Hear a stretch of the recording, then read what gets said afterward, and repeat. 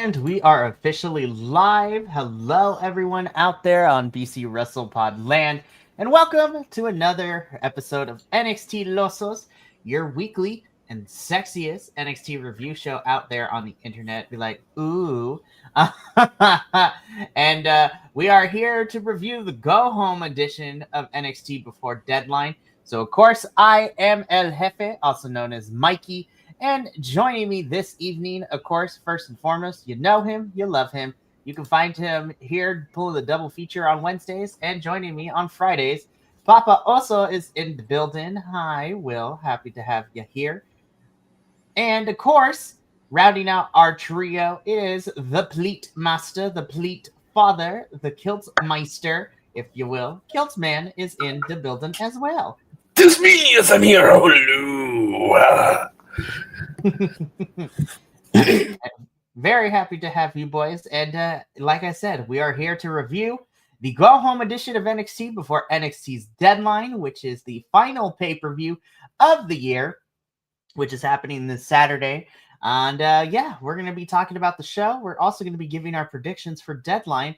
And yeah, happy to have you here. But before we get into all of that, if you are new to BC WrestlePod and want to know, hey, what do y'all have to offer? Well, I'm glad you asked, person on the internet. So, if you like what you see on your screen and you want to dive deep into our catalog of lives and edited, post-show breakdowns for a bunch of the major promotions in the United States, as well as some of the international ones, you can subscribe to our YouTube or follow us on Twitch and Kick, because we love you for your support, and we are anywhere and everywhere, and we support your preferred platform for video watching. If you're looking for something a little bit more self-contained, where you're like, hey, I don't have a lot of time to watch, but I still want to interact with the community, how can I go about doing that? Well, you can follow us on your favorite social media site. We are pretty much anywhere and everywhere at BC WrestlePod. And on the social medias is where you can find our report cards, as well as the TV previews for the shows and the pay-per-views, and also get to see some fun prediction stuff and some other great things that happen here. And then, of course, if you wanted to take it a step further and you want to be able to support the cause monetarily, there are two ways you could go about doing so. First is to buy some merchandise from us, which, of course, you can find at bcwrestlepodshop.fourthwall.com, in which we have our holiday shirt that is now available. It is so much fun. Y'all should check that out. I'm going to put a link in the chat as we go throughout this review because it's hilarious.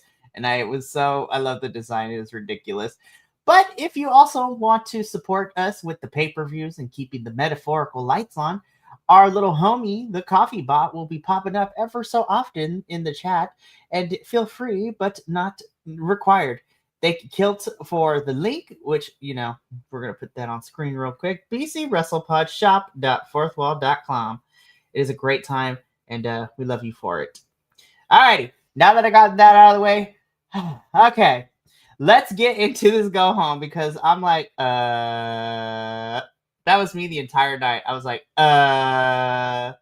okay.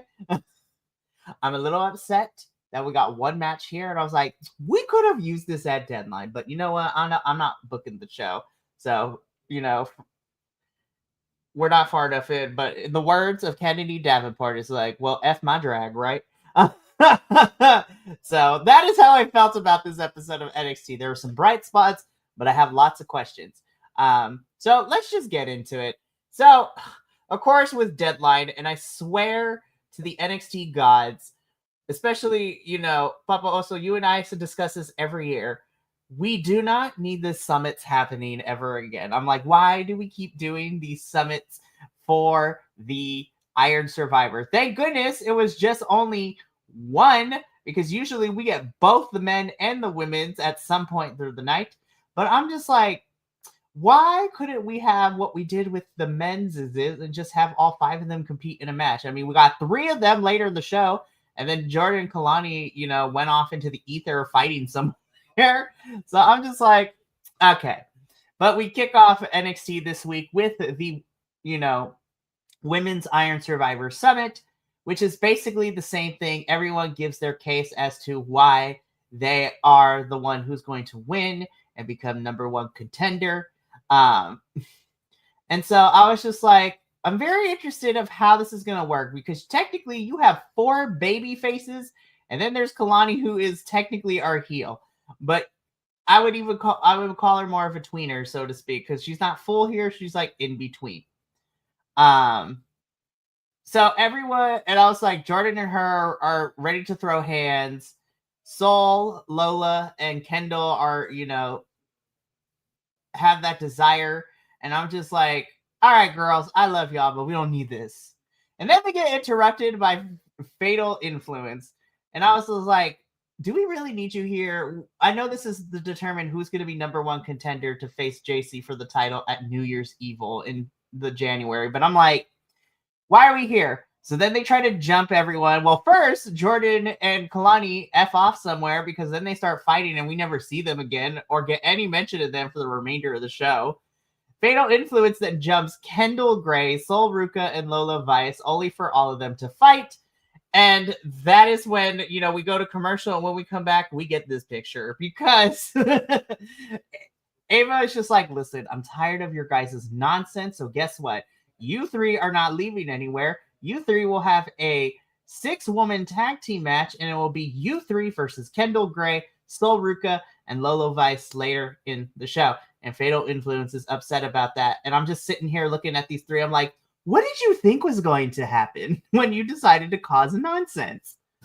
I mean, at least Ava has the spine that Adam Pearce and Nick Aldis don't have with Judgment Day. Because that's really what Fatal Influence is. It's, like a slightly knocked off version of Judgment Day, because all they do is interfere. Yeah, but I'm just sitting here and I'm like, I'm not gonna lie, I hated how we opened the show, because I'm like, I don't want these summits anymore. Go away with the summits. We don't need them every time we get these multi-person matches. We had one for Stand and Deliver this year for the freaking ladder match for the women, and I was like, we don't need these anymore. They don't do nothing. And of course, I was just like, oh, okay. So for those of you who don't know, to peek back behind the curtain, right? I do all of the social media for the previews of each episode, right? And so I'm sitting here trying to get pictures for the social media posts of what's on the card tonight. Tell me why that the only pictures that were available on NXT's site was the picture of the women's summit and the men's main event. And I'm just like, you had nothing else. The fudge of NXT. I was so mad. I was like, now you're going to make... So thank God that, I follow a bunch of wrestling reporters, and I'm just like, I'm going to give you credit, and your watermarks are going to stay on, because I'm not like that. But I was like, do you know how hard it was to get these pictures in order? But this was just a convoluted way. I hated this. Kilt,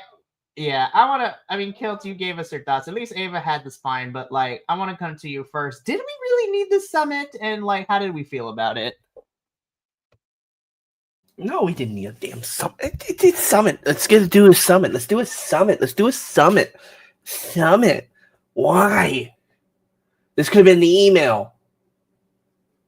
That's what this is. That's what the summits are. A fucking email. You just let them fight. Throw them in the ring, let them go. Which, we will see later from some of these folks, but also, same question to you. You have been here with me from the jump, and we say this every year. What is it going to take for NXT to not give us these summits? All I know is this did not give me hope for the episode. It's like, I was like, oh, yeah. The minute it started, I was like, oh, they're starting with this. It's like, this is not going to end well. I was like, oh, God. I was like, oh, maybe if they, I was thinking, this should have happened. First of all, it should never have happened. But if it was, since it was going to happen, it should have happened later. But they put it right at the front. And I was just like, oh, it's cringy. And you know me, I hate the talky crap. I hate it. And it's like, this went on way too long, as they always do, and it's the exact same outcome every time. There's nothing new about it. So why the hell are we doing them still? I don't know. Maybe someone up in NXT admin thinks that this is like one of the most popular things that they do. I don't know, but whoever did, they need to be fired. It's like we need to have a talk. It's like we need to have a talk. Seriously. So no. And we're gonna get into it because I was like, spoiler alert, I like the match we got, but I was just like, there could have been better ways we could have gotten to it. But anyways, we're gonna put a pin in these girls, and we're gonna come back to them when we talk about their match. Because right now, let's be 100% for real. This was like a 6-7 minute match, and I was just like, Ariana Grace got squashed, and deservedly so. I was just like, her and Stacks are irritating me. And I'm kind of glad that Joe Hendry and Thea Hale are the ones to be like, calm yourself. Especially Thea, because I have missed Thea this year. Like, I am so happy she's back on my screen. I am so in love with Thea. I love her. I was just like, I'm so happy. Her and Joe Hendry are such an odd pairing that I love as well. They're fantastic together. They are just so good, and just a natural way to bring Joe Hendry, in NXT full time. But the reason that we got this match is because Joe Hendry and Thea Hale were talking about, what happened at Gold Rush, even though they didn't beat Chelsea and Ethan for the AAA Mixed Tag Championships. They still loved it. They were talking about other stuff. And then Ariana Grace and Stacks, who are dating in real life, are just like being that. They're like that one high school couple that is just PDAs on purpose to make everyone mad, and we're like, ew, we don't need that on my screen.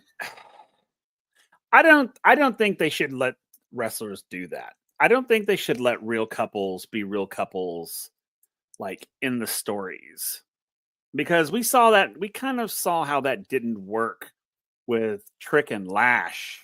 God, that was awful. It was horrible, and this is getting just as cringy.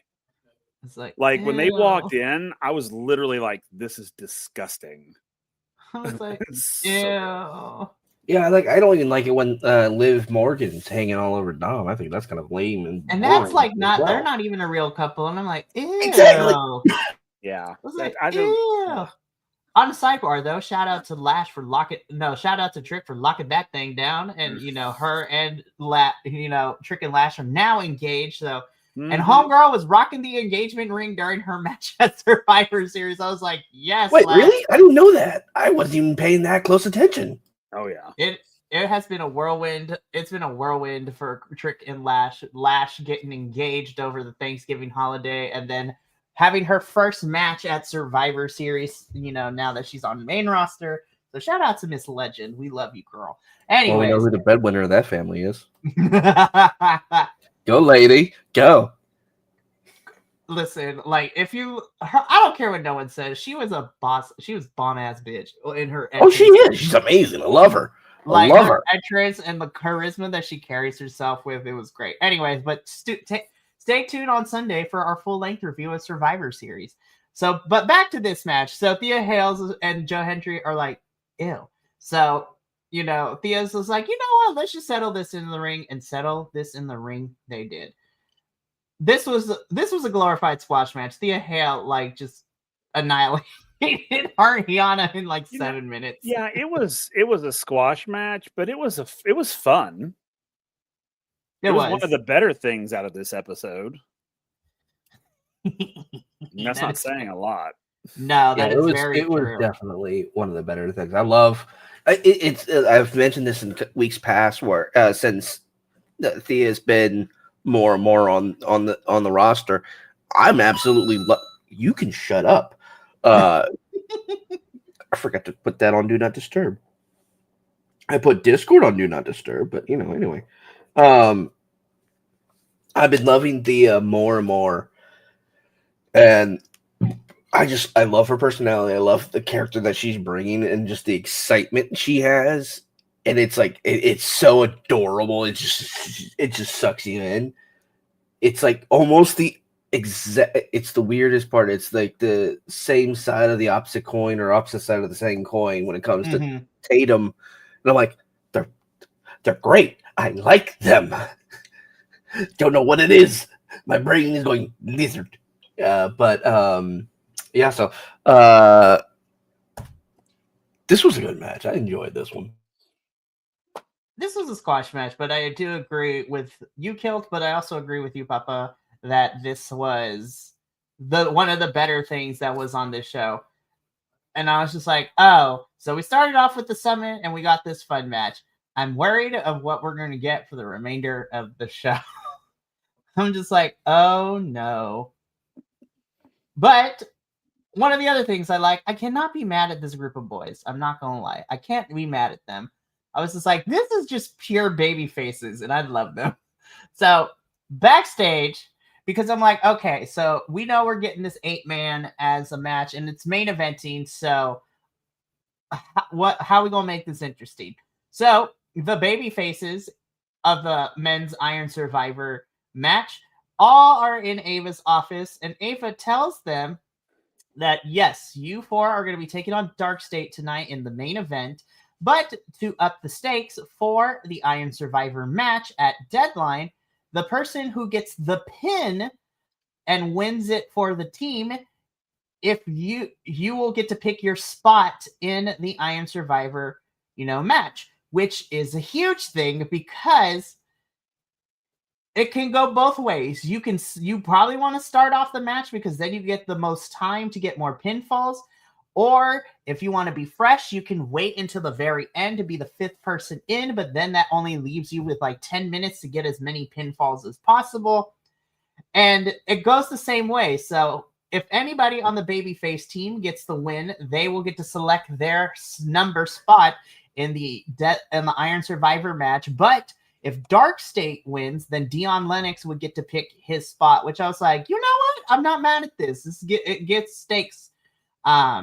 Did I think Dion was going to win? No. So that's the only downside I have with this. I was just like, Butch now makes me worried about how Deadline's going to shape up. But even still, we'll get into that when we talk about predictions.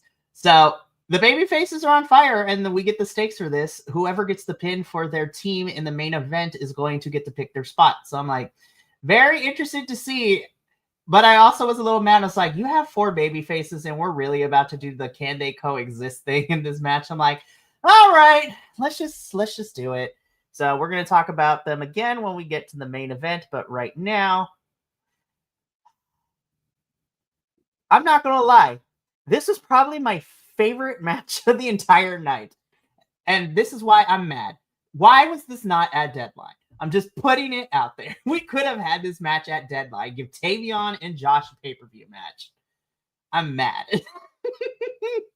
Especially for Tavion, man. I love me some Tavion. And Josh has actually been really, really fun in all of this, too. This was probably my favorite match of the entire night. I'm not going to lie. They were hitting hard. They threw each other hard. Now, I was confused because it made it seem we were going to get like a no DQ kind of street fight, but no, they kept it all in the ring, but they brutalized each other. I'm like, you know what? I'm here for this Haas Snug style match. This was pretty good. I liked how they took out one of the barriers. Oh gosh, that barrier spot was nuts. But yeah, this was a really fun match. Josh ends up winning against Tavion. So towards the tail end, Josh tries to use the chain. Ref is like, no, we can't have that. And so I'm like, oh, the ref's back is turned. Are we going to get a low? No. Josh and Tavion continue to fight, and Josh wins cleanly, might I add, with a huge big man lariat on Tavion for the win. And then watching Josh like argue with some fans and, in the audience was kind of cool. I was like, get that heel heat, Josh. So, but yeah, go ahead. Oh, sorry to cut off. When you're in there are times where it's like I saw one where he was having some heel heat with a crowd member, and I'm like, wait, and then it was like, okay, cool, yeah, there's a little bit of an exchange, and then like producers came over and said, hey, dude, you need to chill the fuck out. And I'm like, oh, that's a little too much. That guy's overstepped. Let's not do that. It's like, let's not. It's like there's a good thing about it's a back and forth where we're so close, we get to have that interaction, but it's like, gotta be careful with how you do. It's like, let's not. Yeah, but Papa, what did you think about this match? It was a good match. I liked it. It gave me a little bit of hope. I was like, oh, well, okay, maybe they got all the crap out of the way in the beginning, and now we're going to have good stuff. And we didn't. It was hit and miss for the rest of like, the show. But this was a good one. I did like this one. I'm bummed that Tavian didn't win, but okay, that's cool. But I agree. This was definitely a game of one of these things is not like the other. And this match seemed out of place in this episode. That's what I was saying. I was like, we could have had this match at Deadline, honestly. We could have. I mean, I don't know. It was weird. I was like, this is like even the promo of it, the setup of it, the match itself, the coming out of it. I mean, it felt different than the rest of the night. And I don't know what any of that was. I don't know if that was just me and my sort of, oh God, what is this train wreck? Wanting something so not train wrecky that I don't know, but it just felt like it was out of place. But it was so good. I mean, I really enjoyed it. And they were thrashing each other. I was like, this is great. This is so good. Brutality, which is what we love sometimes. Loved it. Kilt, any additional thoughts to Tavion versus Josh? No, not really. It's like I actually forgot we were gonna have this match, and I kind of half ignored it, and was kind of skipping through, and then I saw Josh getting heat at the end with the audience. I'm like, okay, y'all gotta be careful with that again. I've seen what happened last time, and what happened last time was when Matt Cardona was in there, and like I don't know what the guy was doing, but the audience member looked just overly heated.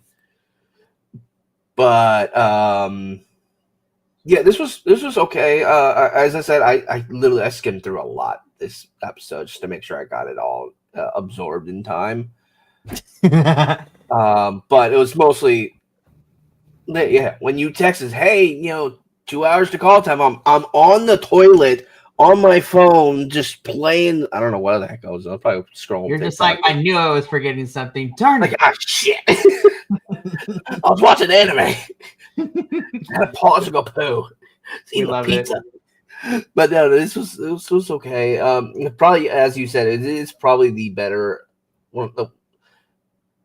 Probably the better of the matches for the night, and they should have been on either. It should have been last week in Gold Rush, or it should have been in Deadline.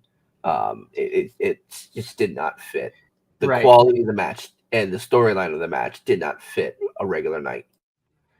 I'm going to be completely honest. I feel like we could have switched this match with Trick and Miles' match last week. Have that match open the show, and then have Miles jump into the 8-person tag at the end where he will have to pull double duty. And we could have had this at Gold Rush. But, I don't book the shows. But I'm interested to see where we go with Tavion and Josh moving forward, because I get this sneaky suspicion. I was like, I hope this isn't over, because I want to see them fight more, because it's great. But moving on, though, into the show. Again, this was one of the better things we saw. Okay. So, we're going to do a sandwich with this one, right? Izzy, you know what? I wasn't sure how I felt about you when we first got to NXT. And even now, you know what? I still like you, girl. I really, really do. I think you were coming into your own. You feel more comfortable on the mic, which I'm cool with. My biggest issue with this, and this is not just Izzy, this is what I've seen with a lot of the NXT folks cutting promos, especially if they're leaning on the heel side of things. I'm not saying you have to fully like go back and forth with the crowd and address them, but I have a weird issue when you continue to cut your promo like you're just trying to get through the script and not interact with the audience that is booing you at the moment. Like, girl, we didn't even play with the crowd a little bit. You were just like, I don't know if you were nervous. I don't know what was happening, but you were just trying to get through this promo and the script.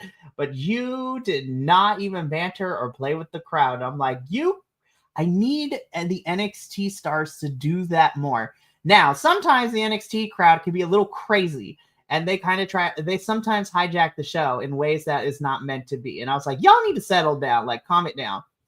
But Izzy, girl, that was my first issue. The second issue I had with this is her reasoning for turning on Tatum. I was just like, the motivation does not mix well. And I'm like, motivation wise, I'm just like, this does not make a lot of sense to me. So you're mad at Tatum because she wanted to do her own thing. But then you contradict yourself saying that you wanted her to have the world, but you were also mad at her for not listening. Make it make sense, Izzy. Make it make sense. Oh man, Izzy, like this was not the worst promo I have ever heard in my entire life this year in NXT, but girl, we were trying to get through the script and I was just like, I saw that hand shaking and I was just like, oof, this is a rough one for you, girl. So we're going to talk about this portion because my next portion goes into how this ended, but I want to come to you first, Papa. Like, what? This was the perfect example of when something should be an email. This was so bad. This was like, I mean, this was hard to watch bad. I mean, it was just like, and you already know my feelings about this group, but I was just like, girl, I mean, the look on her face in this picture is like painful. The girl's like, oh hell, what am I doing out here? I'm like, girl, I'm literally trying to figure out that too, because you shouldn't be, you should not be in this ring with doing this, whatever you want to call it, because I'm not even going to call it a promo. I don't know what this was. This improvisation. I was like, what in the soliloquy was this? Like, well, it felt. Well, I mean, that's what it literally was like. It felt like improvisation. It literally, they were backstage and they were like, okay, grab a slip of paper out of this hat. Okay, that's what you need to go out there and do. And then that's what it felt like. And it was like unprepared. It felt unprepared. It felt like someone who's not confident in what they're doing and what they're saying, because you could hear it in the voice. And this is coming from a theater person, because I'm a theater professor. But this was bad. I mean, everything about it was just, dare I say, amateur. But it was literally, I was just like, girl, I mean, did you have any prep time? I mean, is this literally here, we need you to go out and say this real quick? That's kind of what it felt like. It didn't feel like it didn't feel natural. I didn't believe that she believed what she was saying. And it doesn't help, and I don't know why they think it does, having the two meatheads standing behind her, thinking that that's going to make it all better, which it didn't. It just made it worse, because then it's like she's fumbling and they're looking like, low-end barbarians behind her who don't know what a flower is. And she's just going. And I was just like, what is happening right now? I was like, NXT, I know. Mikey, you and I, we have seen them phone some shit in. This was phoned in. This was so bad. I felt bad for Izzy. I felt so bad for her. And I did not believe any of it. That's like, you didn't get me, girl. You didn't pull me in. You didn't convince me of anything.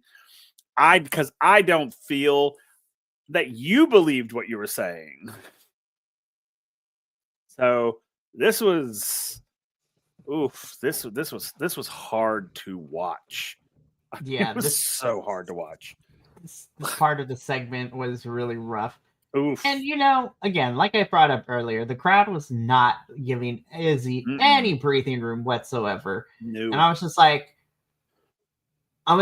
okay, but that's kind of fair though, because Tatum has now become so beloved with the crowd, right, at NXT, and so for her to lose the title the way she did at Gold Rush Week 1, and then for Izzy and the group to turn on her, I was just like, Shawn Michaels and creative, I feel like threw Izzy out into with meat attached to her, and they threw her in the open ocean with sharks around. That being the audience and people watching from home too.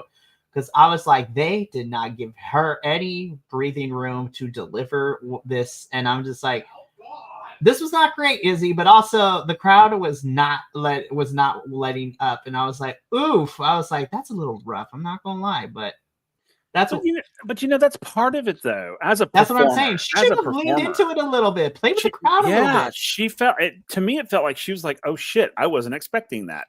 Which, personally, I'm like, how would you not expect that? You literally just screwed over the darling of the moment. Yeah, exactly. And you thought they were going to embrace you? Absolutely not. And I agree. She didn't. It felt like she had no idea what to do. And so she's like, I'm going to just get through this really quickly. And I was like, girl, lean into it. It's okay. But yeah, Kilts, anything else that you feel like needs to be added to Izzy's portion of this before we get into how this ended? It was so bad I skipped it. Hey, you know what? Fair enough. So Izzy gets through everything, and she, calls Tatum to the carpet, so to speak. And so I swear to God, if she does not look at this picture, I swear to God, if Tatum does not win at Deadline, we're gonna have issues. NXT. I was just like, he already took the title from her. I feel like between both of them, you can continue this feud, but Tatum needs to exact vengeance, especially the way that she said it. That at Deadline, she has no choice, and she's scared of what she's going to become because she has to show Izzy all her pain. She didn't even finish the sentence, and she just up and left off camera. And I'm just like, oh, Izzy, you fucked up big time. And so, hey, you know what? It's effective because now I want to see Tatum kick Izzy's ass at Deadline this Saturday. I still find it very strange, though. I mean, granted that we haven't really worked up to it, but I'm like, this is just a regular singles match. I was expecting some sort of weapons, no disqualification. But listen, like I said it last night, and this is the term I'm going for. I need Tatum on demon time, is what I call it. Just go in there and go full swinging. Don't be like, oh, she's my friend. No, what was it? Not even a whole minute of Tatum on screen. And what she said, this is how you condense what you're trying to get across in an email format, because Tatum delivered what needed to be delivered. We got the point across, and it took less than a minute for us to do so. We didn't need a whole 5-minute promo. And so I'm ready for Tatum to go full demon time and come out the gate swinging on Saturday. So hashtag justice for Tatum Patat. Oh man, I was just like, Tatum, you need to win. Kick Izzy's ass. But we're gonna move on from this section. So here's the thing, right? Normally I'm here for the chaotic AF matches. And I'm gonna be honest, I actually really did like this match. Kendall Gray is out here. I'm like, what? I was like, did she just take cocaine? Why is she running around so fast? The offense that Kendall does, I was like, okay, I'm kind of here for this. And of course, y'all know me. I love Sol Ruka's finisher. The Soul Snatcher is one of the things that I really love watching. I would have put this as my favorite match. There's only one tiny problem. And it was what happened afterwards. This is what's getting me. I was just like, Lola and Sol Ruka were me at the end of this match. I was just like, why did we do this? And now I have a sneaky suspicion. I was just like, the way that Kendall was acting, I'm like, oh God, we're about to pull Kendall from this match, aren't we? I was just like, then why did you have her do all this if she's not going to be in the match? Again, I could be completely wrong, but I'm like, Zarya's about to be put in this match, isn't she? I was like, what? And again, I was just like, you know what? This match was great. Everyone did their stuff. Everyone got a moment to shine. It was really fun. And then, Lola, Sol, and Kendall win the match. And then Zarya comes out and tackles Kendall after Lola pulls Sol out of the way. So commentary made sure to tell us, be like, oh my gosh, Zarya was going for Sol. I was just like, yeah, think so. Like, these girls... Listen, these girls don't need a wrestling ring. They need a therapist couch because Sol and Zarya need to get it together. I was just like, y'all need to get back on the same page or break up. Like, this in between. And I was just like, they're going to drag this out all the way until April for, they're going to drag this out all the way to Stand and Deliver, aren't they? I'm like, oh boy. I love everyone involved. I just hated this moment for Zarya and Sol, and they don't get to celebrate the win for Lola, Sol, and Kendall for winning against Fatal Influence. I don't mind that Fatal Influence lost this one. I was just like, you're all fine. I was just like, I mean, Fallon got pinned, but let's be real. The Speed Championship is not really not a weighty championship in NXT, to be completely fair. Anyways, I'm going to reverse it this time. Uno, reverse it. Kilt, I'm going to come to you first. Like, how did you feel about the match, and how did you feel about this ending part of it? There were so many bodies flying. I thought we were watching AAA for a second. Like, it just, there was a lot going on, and it was like, okay, boom, boom, boom, boom, boom, boom. They're all just trying to hit the spots. Slowing down. Okay, good speed. A little slow. Okay, cool, the match is done. All right, so what the fuck are they doing? Like, who's this red rocket that just came out of nowhere? And then it's like, oh, it's Saruka. I'm like, well, what the fuck? What the hell? Like, I don't know what's going on with this. I'm excited for this feud. I'm excited for this therapy session that they absolutely need. But the Zarya Sol thing is just scary. I feel like we progressed a lot and we just flipped character motivations just on a whim. So, like, again, I mean, to be fair, Sol Ruka was mad at Zarya last week at Gold Rush Week 2 because Zarya threw in the towel to protect Sol, which is totally understandable. And she was mad, and so she wasn't going to be, she decided not to be at Zarya's side for, her match for the Speed Championship, which is also fair. But then this week, Sol Ruka acts like, oh, it's water under the bridge, and we moved on real quick from that. I was just like, so you were petty Betty last week for Zarya, and now we're just magically okay with this? I'm like, listen, I am a forgiving person too. Don't get me wrong. But if someone did me like that, I would still be mad at them for at least a couple of weeks, and then we would work it out. We have progressed the natural plot of, being angry at somebody and forgiving them. And then we just switched roles because now Zarya is pissed out of nowhere. I was just like, I get that you were mad that Sol wasn't on your side for your speed match, but girl, to full on bulldoze somebody and planning to bulldoze Sol Ruka because y'all mad, I was just like, I don't know, Zarya. I love you, girl, but that's not healthy coping mechanisms. I don't know. Papa, also anything to add to the match or your thoughts on this ending segment? I mean, did we see it coming? Yeah, we did. We knew it was going to happen. I figured it might happen here, but I wasn't sure.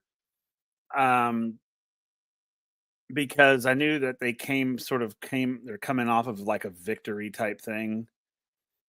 And yes, Kilt. Sorry, I have to interrupt for a very moment. The only one who didn't see anything coming was our Evolve champion. Poor Kendall, she got bulldozed to hell with this one. Anyways, you were saying, Will? That's fair. No, I was just saying that when they won the match, I was like, we're going to see a Zarya appearance. If not this, she was just going to be like maybe standing there staring at her or something. I don't know. But I figured we were going to get something, and then this happened, and I was like, yeah, that makes total sense. And I don't know if they're going to drag this out that far. I think they might finish it pretty quick. I mean, honestly, because first of all, why would you want to draw this out when you have two really good wrestlers that you could be doing things with individually, or teaming them up with new people or whatever? So I don't think they're going to, and that's just me, I don't think they're going to drag it out that far all the way to April. I think they're going to do it. I think they're going to knock it out pretty quick. I think we're going to get a little bit of story on it, but I think it's going to be like maybe through December into January, maybe. Like the earliest I could see, like if they have a pay-per-view match to blow this off, I can see like Vengeance Day or something early in the year before Stand and Vengeance Deliver. Day would make more sense to me, right? But I guess we'll see. But yeah, I wasn't surprised by it, and I was okay. Again, I was okay with Fatal Influence losing because they're driving me nuts. That's the same thing. I'm just like, all right, well, so the telenovela that is Zaruka will continue on, and we will continue to follow it as the plot lines develop. Oh boy.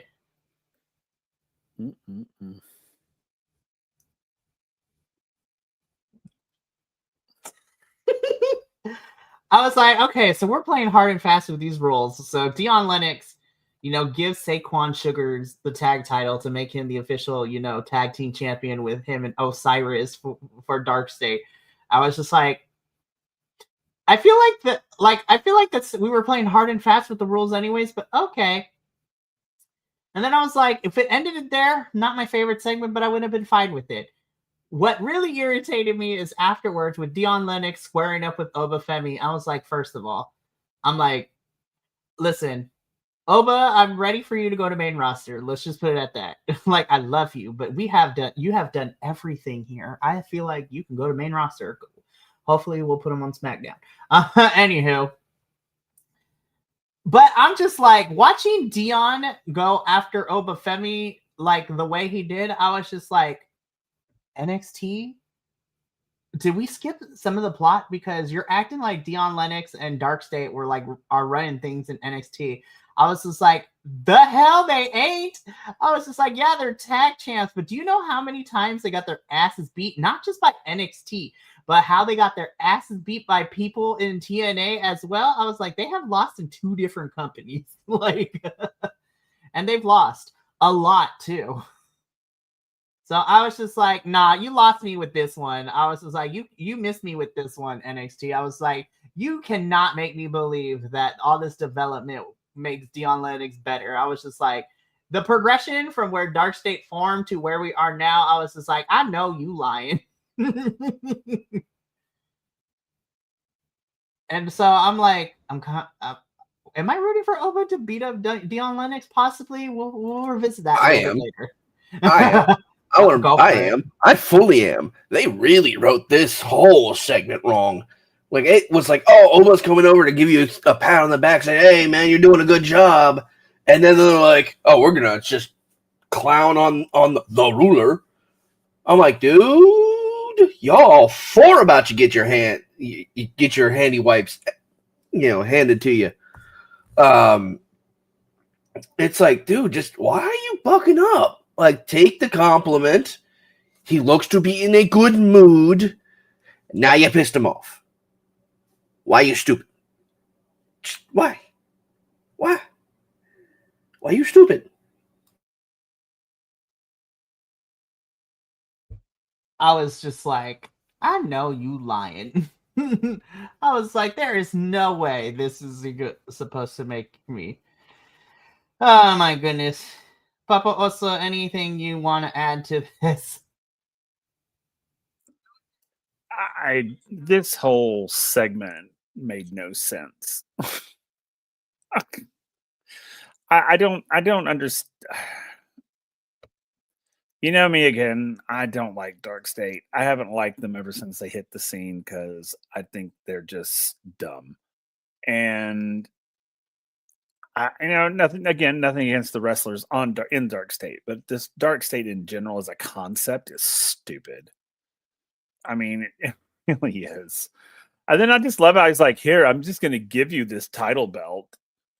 Yeah, I'm just going to hand it over to you." And I'm just like, "Okay, I'll take it. You want to give it to me? I'll be a tag team champ." You know.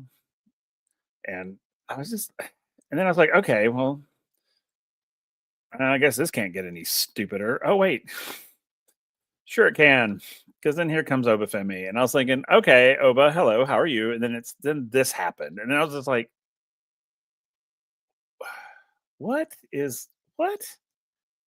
And I was like, "Oba, just squash him right now. You could do it. I mean, just hit him on the head and watch him go to the floor. I mean, it's like." So dumb. I was just so I was pretty much at this point. I had given up on this episode.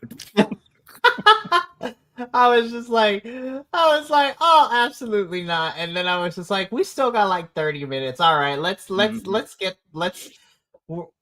metaphorically, I'm just like, if I'm having a tough time, I was like, I know Chilts and Papa are also having a whole time. And metaphorically, I was like, all right, let's hold hands, you guys. We got 30 minutes left in this episode. Let's get through the remainder of it. So Chase U gets squashed by OTM. Like, I have nothing more to add to that. So I was just like, listen, I think OTM has a promising future in the tag team division. I just need them to stop appearing like every 2.5 months. Like, what are we doing? Like, either put them on TV full time or not. Like, that's all I have to say on that, and we can move on with our lives. Yeah. Like, nothing more to add. Well, I have to honestly say, you don't have to go back. You don't have to go back. I just will say, I'll just follow it into this next segment. Chase U needs to go away. I mean, it's a shell of its former self, and even when it was in its prime, it wasn't all that.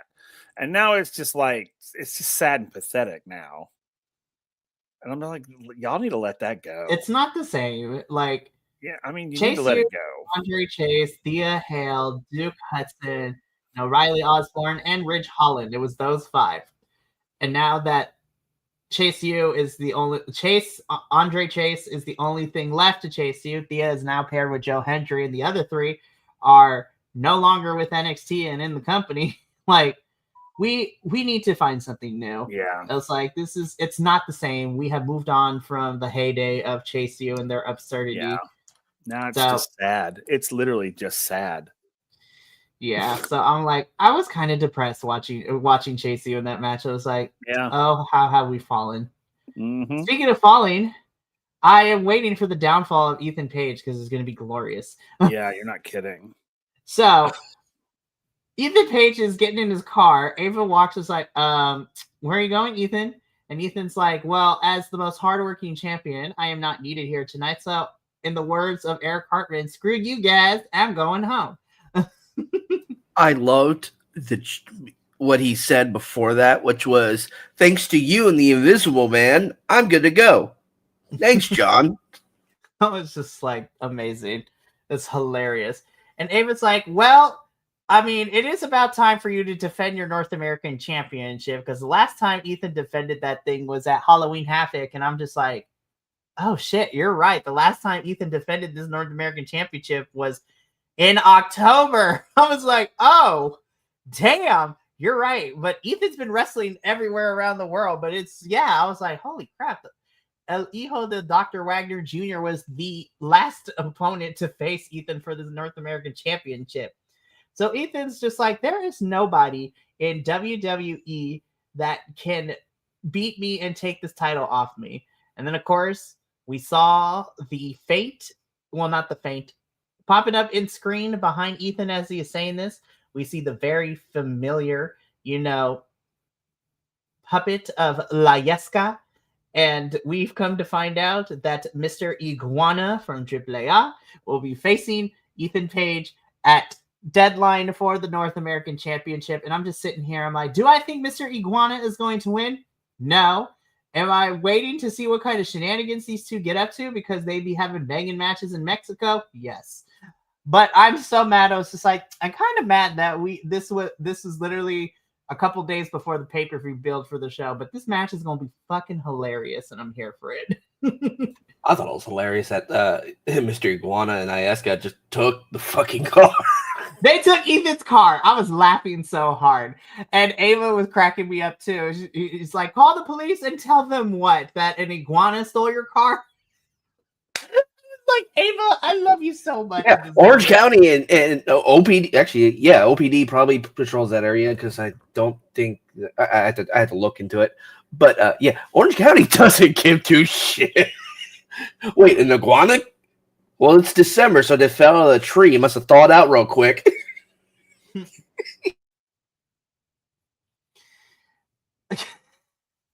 I'm like, this match is going to be ridiculous, and I'm all here for it. Like, no lie. So, yeah, so we will give our predictions when we get into deadline. Main event time. Joe Hendry, TNA X Division champion Leon Slater, Miles Bourne, and Javon Evans taking on Dark State. This was fine for what it was. It wasn't the worst thing, but I was just like, now I'm worried with Dark State losing this match with Miles Bourne getting the pin. So Miles gets to pick his spot in the deadline match. I'm worried that Dion Lennox's chances may have gone up slightly of winning the whole thing. I'm like, oh God, no. But again, I have been trained by WWE logic that if heels lose on the go home show, they're probably going to win. I'm still not going to choose Dion because I still have a theory, but main event was fine. Like, I thought it was still fun in certain spots. I will say this for sure. I don't know how TNA would be willing to do it, but I'm kind of here for Javon and Leon, even if it's for a short time, getting a small little run as NXT tag champs. Like, not gonna lie. Especially if that means that we can have Javon come over to TNA a little bit more too. Because I still hold their match at Bound for Glory as one of the best things that happened at that pay-per-view. But yeah. So this match was fine. I don't really have anything else to add. Baba Oso, what did you think about our main event match? I mean, it was okay. I thought it was probably the second good thing that happened in this entire episode, other than it going off the air. But it was okay. It wasn't bad. I thought, Javon, the thing about this match is all the wrestlers did what they're known for. Mm-hmm. That's what they did. So it wasn't like we were seeing anything new. It wasn't like we were, the outcome was what I figured it would be. But it was just like, it wasn't bad. It wasn't horrible. It was, would I watch it again? No. But, I watched it. I can at least say that from beginning to end. And like I said, it had some good moments. I mean, it really did. There were some really great moments. I think it was, was it Javon? I'm gonna be for real. Javon and Leon probably had the best moments of this match. I agree. And I think it was it maybe I can't remember if it was either Javon. I can't remember which one it was, but the one that they were just bouncing just side to side, off and off, just hitting bitches left and right. And then the two of them launching themselves together, off both sides. That was a great moment. And there was just I feel that they were the highlight of this match. They really were. 100%. So again, the babyfaces win, but Miles gets the pin and he gets to pick his spot for the Iron Survivor. Kilt, any additional thoughts of our main event that you feel you want to add? No, I have nothing else. Okay, cool. So we don't technically end the show with this main event. We go off the air with a pre-tape backstage segment between Ava, Ricky, and Oba. And so Ricky and Oba exchange some final words, and then Ava lets us know at home that for the first time in NXT's PLE history, and I had to look it up, and it's actually true, this is going to open Deadline. And I'm like, what? some shit's about to go down. Like something is going down at Deadline. And then someone pointed out to me, like during this segment, the TV was playing some sort of like close-up footages of like bridges going through. And I was just like, what does this possibly mean? And again, sometimes I'm a wrestling conspiracy theorist, so I was following the logic of this person. I'm like, oh my God, you're absolutely right. Somebody said that Tony D'Angelo would be making a reappearance at some point during this match. And I was just like, listen, I've missed Tony, but I feel like I was like, I guess he's not going up to main roster if we're going to keep him here, I guess. But again, this theory could be completely wrong. And the only way to know for sure if that's going to happen is we have to watch Deadline on Saturday to see if that happens. But besides that, I'm just like, oh, some shenanigans are going down. Because if this match is opening up the show, I'm just like, oh, NXT. Oh. I was like, what? I'm worried. I was just like, am I gonna like this or am I gonna hate this? That I was just like, I'm worried. I was just like, this can go really good or really bad.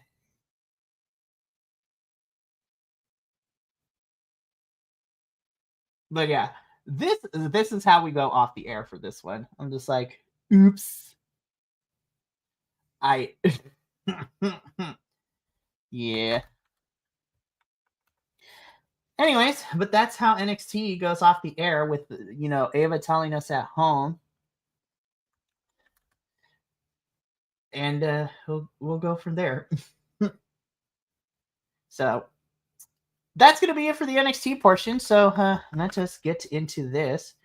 We are having a little bit of technical difficulties. So as Papa also is fixing that, I'm going to, get us up and ready. Because now, the moment we are here for. By the way, I'm not going to lie. I'm a sucker for a good color palette, and I really like the color palette and the design for this Deadline stuff. Oh, yeah. I like the red blues, the shadowing. It's really good. Yeah. Anyways. I know your camera is not working, Papa, but can you hear us? Oh, is it not working? I can see myself. Oh. It's working now. Hey, I'm going to exit out and come back in. How about it's frozen. Yeah. So, yeah. So, as we wait for Papa to get everything fixed, I'm going to send this in the group chat real quick. So, we are currently, doing Predictions League for the 4 major United U.S. promotions in wrestling. So, WWE, NXT, TNA, and AEW. So, we are going to be doing our predictions now for Deadline, which is the final NXT pay-per-view of the year, but not the final one in our Predictions League. We always go from April to April. So our final PLE that will be part of the prediction season is going to be Stand and Deliver in April, but we are here to do predictions for Deadline. So I have just posted our predictions form in the group chat. So let's go through these matches, shall we?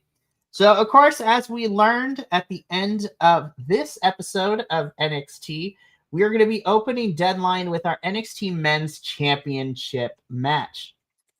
So, it is Ricky Saints taking on the Rula Obafemi. I am so for real. I am still going to go with Ricky here, retaining, because this is crazy. I was just like, I feel like Oba doesn't need to win this championship for a third time. And I think this is where we can send him off to main roster officially. So I'm going to go with Ricky retaining here. I know some shenanigans are going to go down, but I feel like we're not going to take the title off Ricky quite yet. Kiltz, I'm going to start with you first. Who you got for this one? I have to agree on Ricky. In all honesty, whoever loses is going to the main roster is how I view this. Because this is the big title for NXT for the men's side. Whoever wins it is going to stay on for a little while until they lose it and then get moved up. Whoever loses this title or this match should be the one moving up. Mm-hmm. But I think Ricky's going to retain because Ricky hasn't been around for as long as Oba. in this sense. And I think, as you said, Oba deserves to move on up and be straight up on into the main roster, where he'll do great. Very, very fair. Papa Oso, same question to you. Who you got for this one? I picked Ricky Saints, but is it sad of me to say that I really don't care who wins? I mean, No, because I'm right there with you.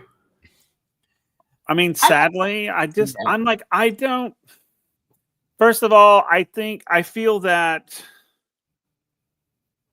and I just want to throw my views out there. First of all, I think the idea of Ricky Saints taking the title from Oba Femi is an improbability that made no sense. I mean, it was absolutely, you're telling me that Oba Femi literally went through the NXT men's roster 3 times.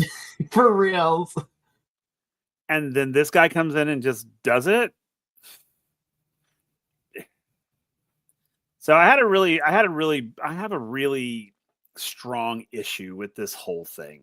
So I picked Ricky Saints because I agree. I think that this is probably Oba's launch pad to main roster.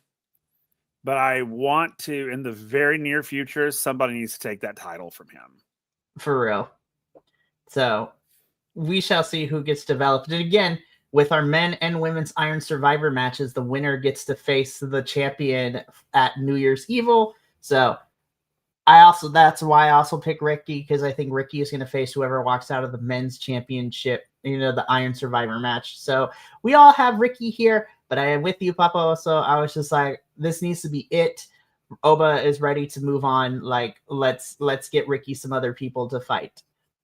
Moving into our singles match, and I think unanimously we can all say, and we all agree, this is Tatum Paxley versus Izzy Dame. I think we all unanimously agree that we're going with Tatum on this one. Cool. That makes my job a lot easier. Like, you let Tatum get this first one. Then if you want to continue the feud, Izzy can get the second match and then have a rubber match between the two of them to end it all. So, but I got Tatum for this one. And we all do too. Going into our only championship match is for the NXT North American Championship. All Ego Ethan Page defending his title against Mr. Iguana and La Yesca. As much as I would love to see Mr. Iguana win this championship for the sheer hilarity of it all and to make a meme out of it, I have Ethan Page retaining his championship, and Ethan falls under the same category. I'm ready to see someone take the title off of him, at least the North American one. I would love him and Chelsea Green to continue to be the AAA mixed tag team champions for a little bit, because they do some great work in Mexico at the AAA shows. But I got Ethan winning this one. And I'm ready to see somebody who can, in NXT, to actually take this title and run with it. I was just like, no one will ever come close to Wesley and his amazing North American Championship title reign. Anywho. So, Papa Oso, who you got for this one? Unfortunately, I went with Ethan. But yeah, and I have to say this, and this is not the first time that this has happened either. This title is becoming kind of a joke. I'm really kind of not caring about it much these days. It's entering mid-card title purgatory. Yeah, it really is. And it's Kiltz and I unfortunately have experience with this on main roster right now, and it is a bitch, let me tell you.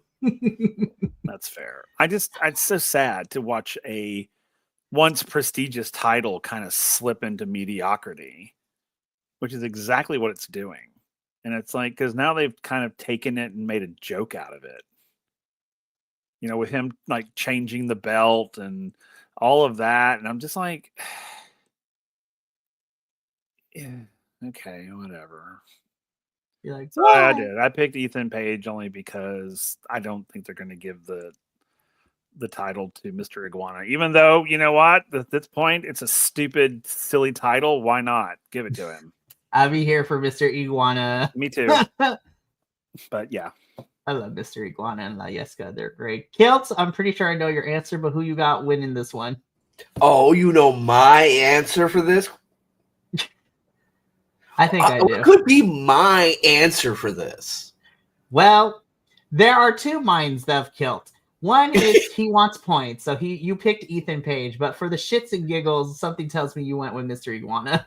I went with Mr. Iguana, of course. I want him Of and that course ass you gonna fucking win. did. Of course you did. I hate Ethan Page. Like his run has just become boring now, and like he like Tavian should have taken it out of all those matches. Yes, I still think he should have Tavion had it. should have won it. Tavion should have taken the title off of him, and it didn't happen. I love what him and Chelsea Green are doing. It's great. It's annoying as shit, but that's the point. And it's such good storytelling. But damn it, get that belt off them, please. Thank you. Yeah, let's get some. Ethan Page is about to run into the same problem that Obafemi did, because in terms of the mid card of the NXT, Ethan Page has gone through a lot of the mid card already, and we really don't have a lot of mid card people left.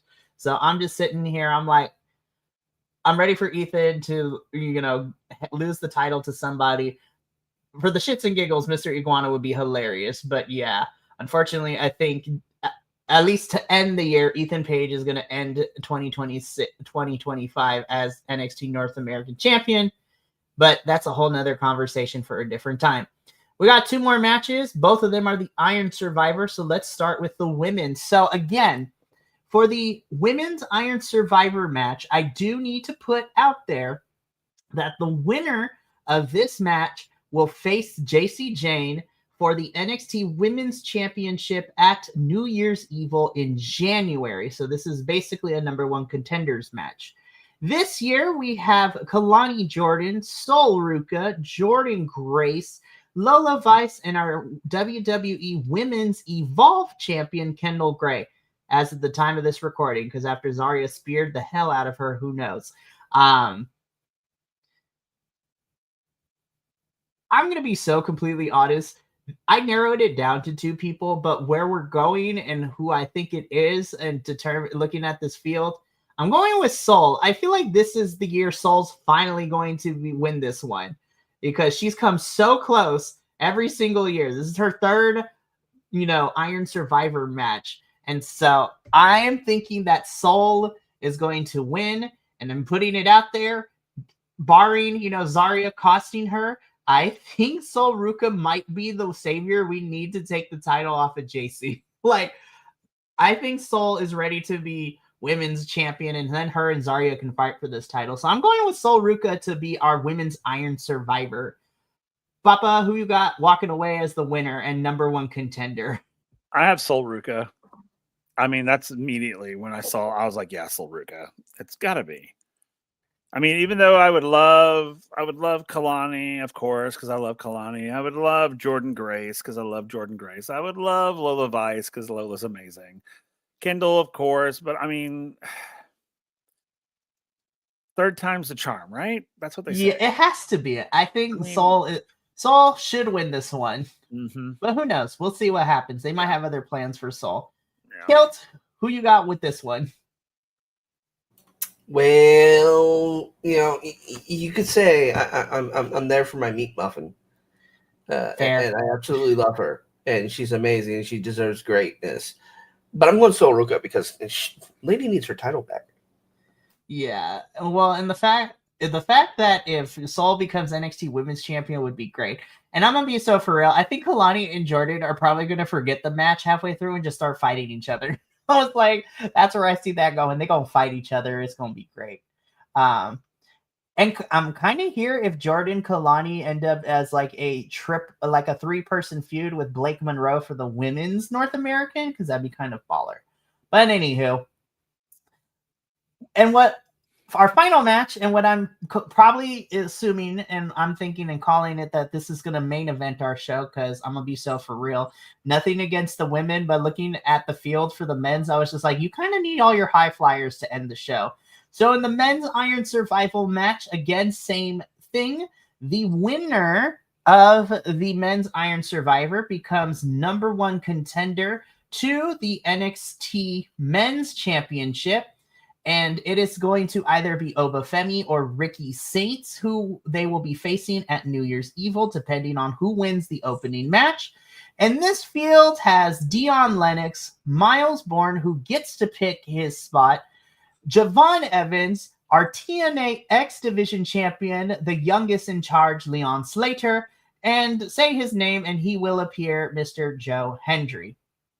Now, again, I narrowed it down to 2 people, and as crazy as it is to say, I think, and I can't believe I'm going with this, I have Joe Hendry winning this one. I said it last week, and I'm still going to hold by it. I got Joe Hendry winning this one to face either Ricky or Oba at New Year's Evil for the title. I still think that Javon and Leon are still going to be going after Dark State for those tag titles because they still got unfinished business with Dark State. There's no way in hell that I want to live in a world where Dion Lennox becomes #1 contender, because I feel like that's a waste. And as much as I love Miles, I think he will probably be the one to take the title off of Ethan. So by process of elimination, I got Joe Hendry winning this one. Papa, who you got winning this? Who you got walking out as men's Iron Survivor? Well, most people would assume that I would be going with, Mm-hmm. and they would be absolutely right. I would be going with Joe Hendry, and I think, and the reason being is I think it's the right choice because we all know Joe Hendry is contagious. Mm-hmm. He walks into a room, you can't help but love the man. You can either you hate him because you love him so damn much, right? And he makes for a great one. He's a cash cow. Mm-hmm. You put a championship on him. The best thing about Joe Hendry is he is all about defending it. Mm-hmm. He's like, I got it. Let's fight. You want it? Come at me. Come at me, bro. Let's do it. And he does. I mean, when he was holding the TNA title, I mean, that's all he was doing was defending it. Mm-hmm. And making them a crap ton of money while he was doing it. Very, very fair. So my big thing is it would make total sense to put him in that one-off against, whoever out of Ricky and which we know it's going to be Ricky Saints. Right. So plus I think Ricky versus Joe, the mic work between the two of them would be kind of killer, not gonna lie. Yeah. Oh, I agree. And I think, I think if someone was going to take the title from Ricky, it would be Joe. And fair. They would be remiss to not do it. Because he will make them money. That's the big thing about him. Mm-hmm. Because he can get the crowd on his side so easily. People will go to an event that he is at because it's like a cult following. Mm-hmm. If Joe Hendry is anywhere near me in Texas, I will go to that event. I will. I love the whole persona, the whole character that he's created. Right. It's just this wonderful, positive thing, and especially in the world we are living in currently. For real. It's a beacon and people are drawn to it. So it would make total sense to me. That's why I'm going with Joe. Yeah. San Antonio is about to have a really fun match for sure, because that's where Deadline is coming from this Saturday. And then Kilts, of course, last but certainly not least, who you got walking out as men's Iron Survivor champ? I believe in Joe Hendry. Easy enough. All right, and those are locked and loaded, and those are our predictions for Deadline. Deadline is taking place from San Antonio, Texas this Saturday. And, of course, we will be here next Wednesday to do the review for Deadline. So I'm excited about all of that. And that's going to wrap us up for NXTilosos. So we still got a whole jam-packed week coming up. We got CMLL later tonight. Tomorrow evening, you got Mystery Wrestling and Progress Wrestling. Friday is the TNA review, as well as making our predictions for Final Resolution, which is happening this week, which is crazy to think about. It's like, God, we're finally at the end of 2025. And we're going to talk about this new TNA deal that TNA now has a TV deal with AMC of all people. I'm like, listen, if we don't get if we don't get like classic movie references, I'm going to be mad. Anywho, but we also have our Ring of Honor Final Battle review Saturday, and Sunday we are wrapping up the week with our Survivor Series review and talking about Raw and SmackDown from this week. So it's going to be a fun show. We got to get up on out of here. So thank you so much for tuning in from all of us here at NXTilosos and the rest of the BC WrestlePod family. Remember, take care of yourself, love one another, stay iconic, and more importantly than anything, you always deserve to finish your story. We'll see you later for CMLL. But until then, sayonara, adios, and until next time, peace.